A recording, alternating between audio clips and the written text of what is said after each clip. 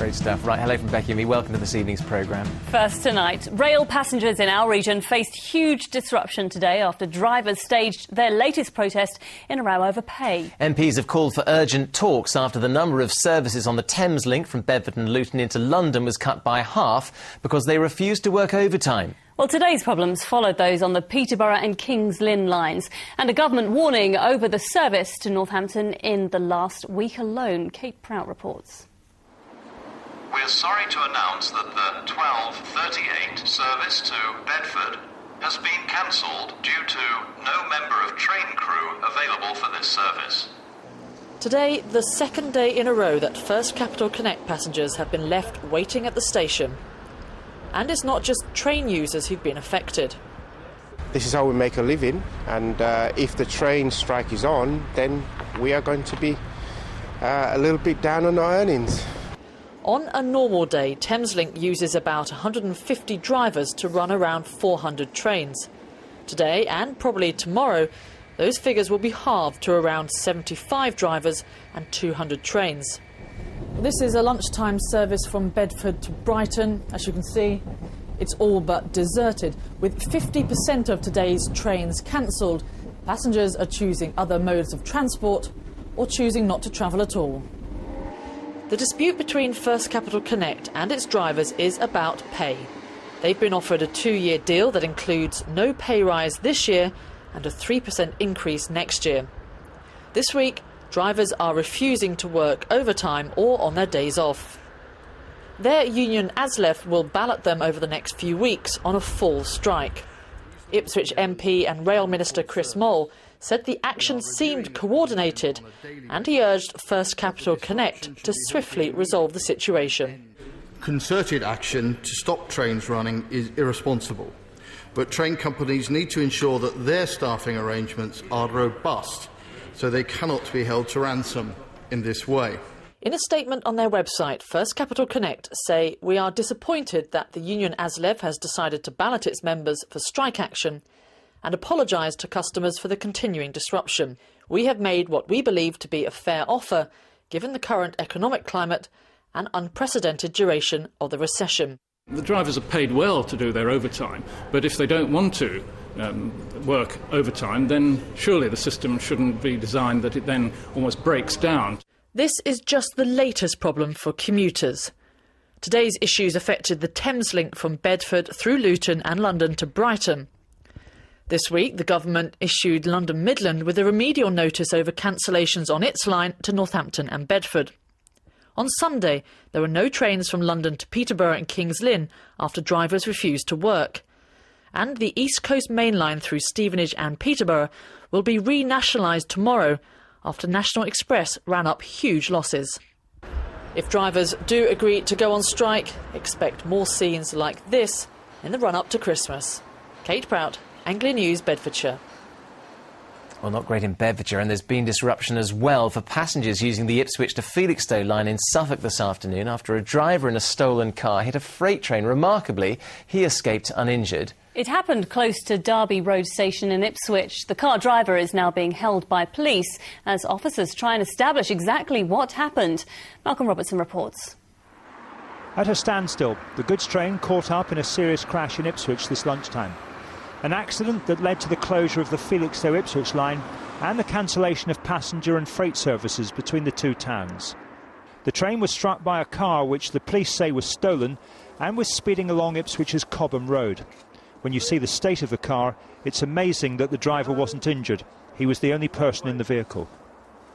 Yeah, failed to negotiate left-hand bend, crashed through a fence onto the railway line and hit the back of a passing freight train.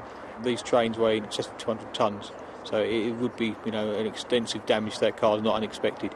Very lucky individual, very thoughtless individual to drive it recklessly in this location with residential area. The accident happened just after 12:30, close to Ipswich's Derby Road Station. This is a busy line for container traffic from Felixstowe, and replacement buses were put on for passengers between the two towns. As serious as the crash was, the police and Network Rail are well aware this could have been very much worse. The front part of the train has got some chemicals on some of the containers. Fortunately, it didn't hit the back of the train. If it had hit the front part, then we could be a lot more serious than it is today. With the crash causing some damage to the track, Network Rail officials say it could be tomorrow before the line reopens.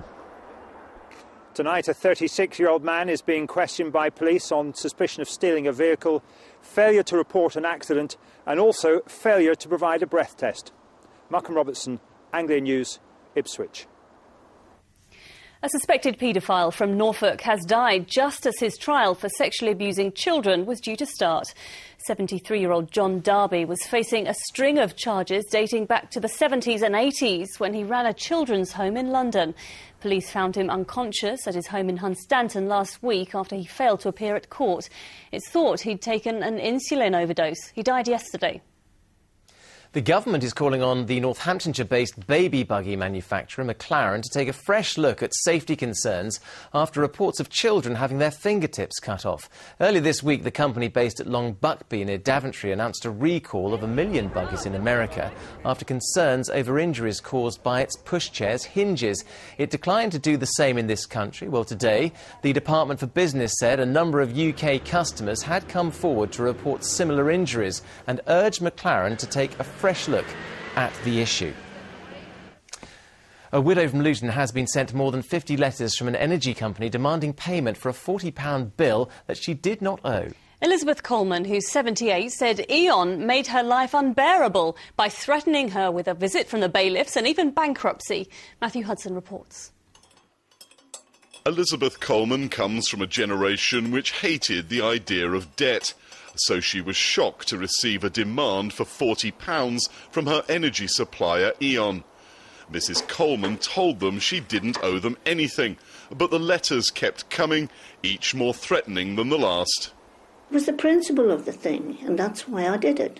And I hope that if anybody has been in the same position that I've been, that they, at least have a bit of comfort in the fact that they can get legal advice. The letters started arriving shortly after Mrs. Coleman lost her husband John after 50 years of marriage. He had always dealt with the bills, but she knew the company was wrong because she has a prepayment meter. But Eon threatened to make her bankrupt and send in bailiffs to seize her property. Terrified, Mrs. Coleman contacted her local Citizens Advice Bureau in Luton.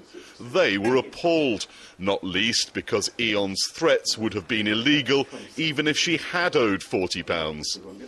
Telling her that they may well be in the process of drawing up bankruptcy papers against her. And of course this is for a £40 debt, which is ridiculous. The minimum you can make anybody bankrupt for is £750. So that was an out-and-out lie. The CAB is concerned that other vulnerable people might be intimidated into paying up money they didn't owe. So what should you do if you get unreasonable demands from a company? Well, firstly, like Mrs. Coleman, get in touch with an organisation like the Citizens Advice Bureau who can give you free legal advice. Secondly, don't talk to the company on the phone. Insist that everything is put in writing and then keep all the correspondence so you've got an exact record of what's been said.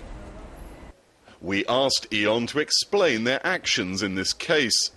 We've offered a full apology to Mrs. Coleman for the way this matter has been handled, and it should never have reached the stage that it did. And what we'd ask all customers to do is to make sure they respond to our letters, respond to us trying to contact them. Mrs. Coleman says she has now received compensation and an apology from Eon, but described it as rather feeble. Matthew Hudson, Anglia News in Luton.